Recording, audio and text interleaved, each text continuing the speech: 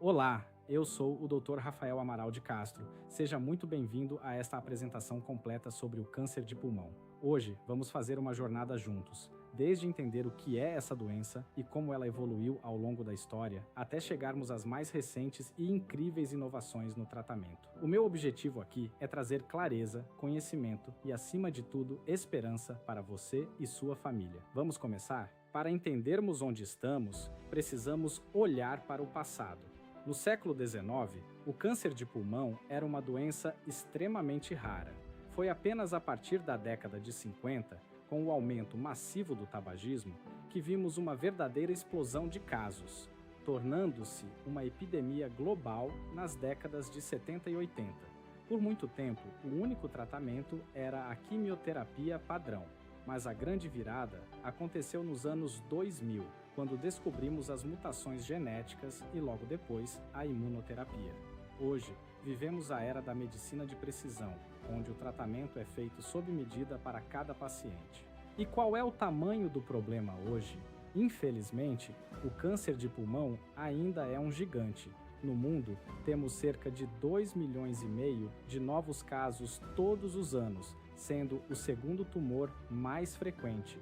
Aqui no Brasil, os números também são expressivos. Estimamos mais de 30 mil novos casos anualmente. Ele é a principal causa de morte por câncer no país. Um dos grandes desafios é que 70% dos pacientes ainda descobrem a doença em fases mais avançadas. É exatamente por isso que o diagnóstico precoce e os novos tratamentos são tão fundamentais. Mas o que causa o câncer de pulmão? O grande vilão, sem dúvida, é o tabagismo, que está por trás de 85% dos casos. Quanto mais a pessoa fuma, maior o risco.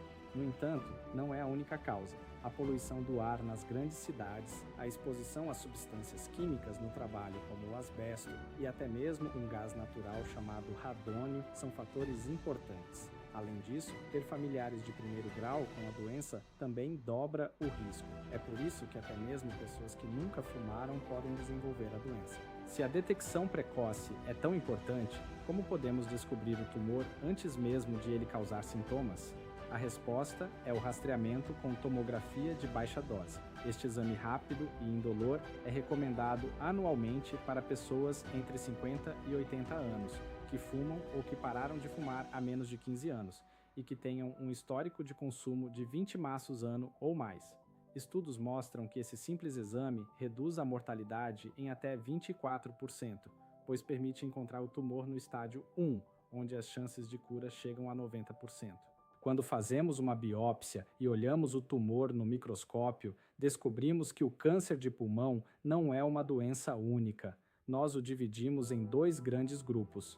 85% dos casos são os chamados tumores de não pequenas células, que englobam o adenocarcinoma, o tumor escamoso e o de grandes células. Os outros 15% são os tumores de pequenas células, que têm um comportamento diferente e mais agressivo. Essa divisão é o primeiro passo crucial para decidirmos o seu tratamento. Dentro do grupo maior, os não pequenas células, temos outra divisão muito importante, os tumores não escamosos e os escamosos. O adenocarcinoma, que é não escamoso, é o tipo mais comum, representando 40% dos casos. Ele costuma nascer nas bordas do pulmão, é mais comum em não fumantes e, o mais importante, é muito rico em mutações genéticas que podemos tratar com comprimidos inteligentes. Já o tumor escamoso nasce mais no centro do pulmão, nos brônquios, é muito ligado ao cigarro e costuma responder muito bem à imunoterapia. E sobre aquele grupo de 15%, o câncer de pulmão de pequenas células, este é um tumor que cresce muito rápido e está associado ao cigarro em quase todos os casos. Por crescer rápido, ele também é muito sensível à quimioterapia, encolhendo rapidamente logo no início do tratamento. Nós o dividimos em doença limitada, quando está contido em apenas um lado do tórax e tem intenção de cura, e doença extensa, quando já se espalhou. A grande novidade recente aqui é a adição da imunoterapia junto com a quimioterapia, o que aumentou significativamente o tempo de vida dos pacientes. agora chegamos a uma das partes mais revolucionárias, o teste molecular. Hoje, é obrigatório testar o DNA do tumor de todo paciente com câncer de pulmão não pequenas células. Nós procuramos por mutações, que são como defeitos no motor da célula, que a fazem crescer sem parar. Se encontrarmos a mutação exata, como a EGFR, ALK, ROS1 ou KRS, nós podemos dar a você um remédio em comprimido, a chamada terapia-alvo, que vai direto no problema e desliga esse motor. É um tratamento altamente eficaz e personalizado.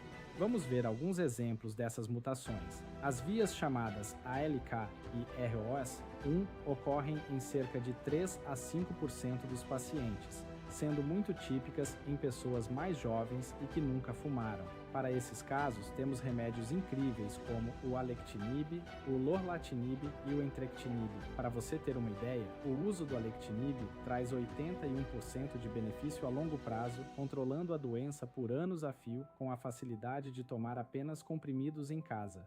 E a ciência não parou por aí. Mutações que antes não tinham tratamento específico, agora têm.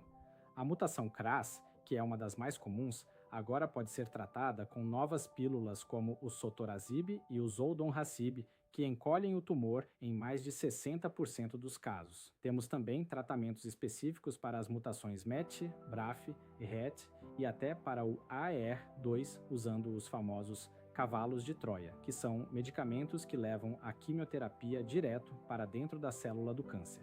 Depois de saber exatamente qual é o tipo e a genética do seu tumor, precisamos saber a extensão dele. Isso é o que chamamos de estadiamento. Usamos exames como a tomografia, o PET-CT e a ressonância do crânio para ver se o tumor está apenas no pulmão, o que chamamos de estádio 1 e 2, se já atingiu os gânglios no meio do peito, o estádio 3, ou se viajou para outros órgãos, o estádio 4. É esse mapa da doença que vai guiar a nossa escolha entre cirurgia, radioterapia ou medicamentos. Quando o tumor é descoberto nos estádios 1 ou 2 e em alguns casos do estádio 3, a cirurgia é a nossa principal arma para a cura. O padrão ouro é a lobectomia, que é a retirada de uma parte inteira do pulmão chamada lobo. A grande vantagem hoje é que a maioria dessas cirurgias é feita por vídeo ou com a ajuda de robôs. Isso significa cortes bem pequenos, menos dor, menos tempo no hospital e uma recuperação muito mais rápida para o paciente. E quando a cirurgia não é possível, ou como um complemento a ela, nós temos a radioterapia. Esqueça as máquinas antigas. Hoje usamos radioterapia em 3 dimensões, ou até 4 dimensões, que acompanha o movimento do seu pulmão enquanto você respira. Temos também a radioterapia estereotáxica,